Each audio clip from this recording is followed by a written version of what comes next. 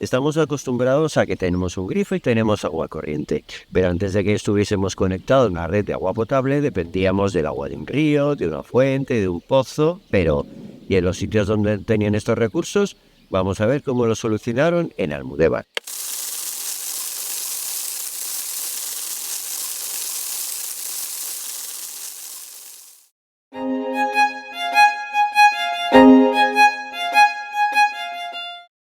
Antes de que existiera el río Ebro, en esta zona había un gran lago salado. ¿Y cómo lo sabemos? Gracias a los materiales. De hecho, detrás de mí, donde están los aerogeneradores, en lo que es el Monte Alto, tenemos calizas lacustres, es decir, generadas en un lago. Y en donde estamos, en Almudévar y sobre todo Valsalada, tenemos yesos. Ambos materiales van a influir sobre las características del agua que vamos a encontrar. A pesar de que hoy no es el día más adecuado, estamos en invierno, el cereal está hijando, por eso vemos tanto verde, y que el día está nublado, el aspecto de este paisaje es bastante árido. Y en este caso la aridez no tiene tanto que ver precisamente con las precipitaciones, hay zonas cercanas con Carrascal, porque incluso los geógrafos en el 18 ya hablaban de la existencia de bosques de pinos vastos, que se referían al pino carrasco, incluso una zona que había robles y carrascas. El problema precisamente, o la consecuencia de esta aridez, va a ser precisamente, y ahora lo veremos, la población. El aspecto árido de la zona tiene que ver sobre todo por la falta de árboles. Y eso tiene una explicación muy sencilla, y es la cantidad de población que había. Hay un censo en 1930 que nos habla que hay como 3.700 habitantes. En esa época eso quiere decir que tanto los campos de cultivo como los pastos, porque se abastecían de todo lo que tenían alrededor, ocupaban zona forestal. Y no solo eso, sino las necesidades de leña para ya no tanto calentar el hogar, sino poder cocinar, o los hornos de pan o de ladrillo si había, necesariamente iban con leña que viene de los árboles o de los arbustos. Esa presión es lo que ha hecho que hoy día estos montes estén tan desforestados, sin árboles.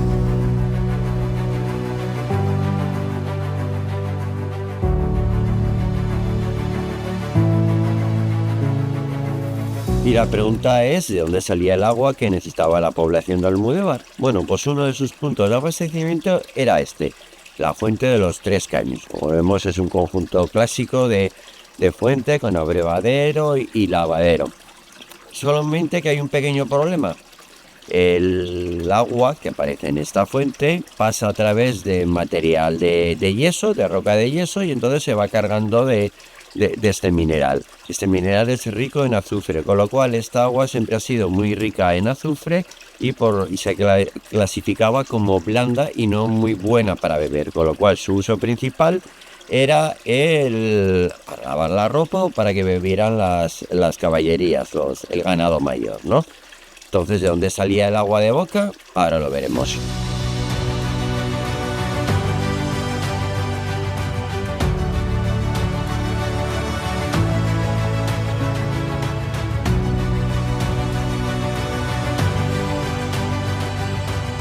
Y si no hay ningún río cercano o arroyo donde abastecerse de agua, y el agua de la única fuente no es un agua de buena calidad porque tiene bastante azufre y es un agua blanda, ¿de qué agua utilizaban en Almudévar?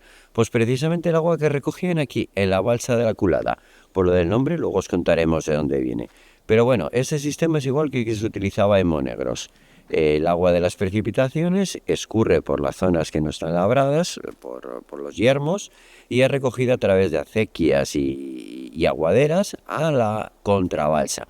En este caso, la contrabalsa es la balsa de las Titas. En la contrabalsa lo que hace el agua es se sedimenta y los sólidos se quedan ahí, y así no van a pasar a la balsa donde se va a almacenar el agua, que sería la balsa de la Culada. Al principio el agua tenía que bajar a cogerla con cubos por las escaleras que tengo a mi espalda, pero con el tiempo ya instalaron una serie de bombas para poder subir el agua y ya la cogían en grifos. Aquí los vecinos del pueblo venían y se llevaban el agua tanto con cántaros como con toneles. Y esta era la forma que tenían de abastecerse. Esta agua de las precipitaciones estaba menos tiempo en contacto con el suelo, con lo cual no se cargaba de sales y su calidad era mucho mayor. la situación del agua en Almudévar cambia y en el siglo XIX se decide acometer la construcción de la fuente de Santo Domingo. La fuente de Santo Domingo en verdad no es un manantial, sino que es una captación de agua que se hace del barranco de las Fuentes, en principio con 2 aljibes. Uno es la fuente escondida, que queda, como su nombre indica, prácticamente escondida, no sé qué, y el otro este edificio, que es la madre del agua. Al verlo, y con el nombre que tiene, nos hacemos una idea de su importancia. Podemos pensar que es un simple aljibe rematado con una caseteca hecha de sillarejos o de mampuestos, pero si nos fijamos en los detalles, el frontón de ladrillo que aparece y su techo, que está hecho de losa de arenisca, nos está diciendo que este edificio tiene mucha importancia para nosotros, para los que lo construyeron. Y de hecho la decoración esta va a coincidir precisamente con la que hay en la propia fuente de Santo Domingo y con la portada neoclásica de la iglesia de la Asunción en Almudévar. Está claro que este elemento es un elemento significativo y que va quedando en el olvido porque ahora el agua sencillamente viene a través de la red de suministro general.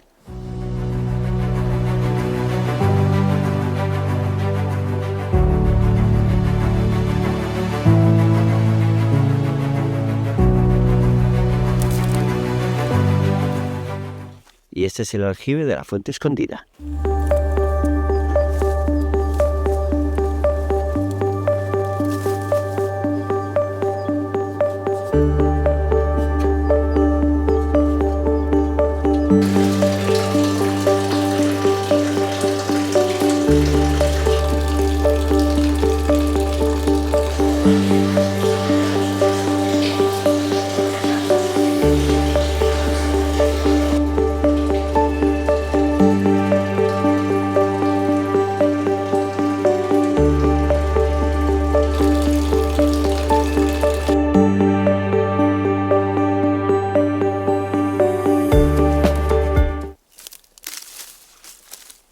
Aquí los aljibes funcionan como pozos o galerías. Aparte de almacenar, también sirven para captar el agua del subsuelo, pero ¿y cómo saber dónde excavar? Ahora lo veremos. Y es la propia vegetación la que nos va a decir dónde vamos a encontrar agua, aunque sea de una forma muy difusa, pero bueno, empapa en el suelo y la vegetación lo marca. ¿Cómo? Bueno, aquí tenemos un ejemplo. Esta planta que tengo en mi mano, este es el junco. Fijaros en el curioso detalle de la flor. Nos podría parecer que es igual que el resto, pero no. En la parte de atrás, lo que tengo tras de mí, vemos que todos los tallos estos sencillos de color verde son juncos. Si nos interesa encontrar agua, aquí es donde la podríamos buscar en primer momento. Y si los juncos, que es una planta que no es muy llamativa, os va a resultar difícil para poder distinguir dónde el suelo que está más empapado tiene más humedad, las cañas. Aunque aquí las vemos con este color tan seco, sencillamente porque estamos en invierno. En primavera volverán a ser de color verde y nos indican siempre dónde hay más humedad. Y el agua recogida en los aljibes pues será mandada al Almudévar a través de una tubería de hierro. Tubería de hierro que aún se conserva en este pequeño acueducto, que era sencillamente pues para salvar el desnivel de este barranquillo. Y ya poco más llegaremos a la fuente de Santo Domingo.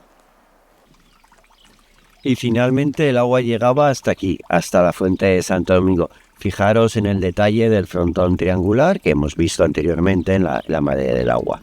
Bueno, y aquí vemos como en un lugar donde no tenía ni río, ni unas fuentes de agua que destacar, ni siquiera pozos, fueron capaces de abastecerse de agua utilizando el agua de lluvia y de pequeños manantiales. Como veis, al final lo que triunfa es la inventiva.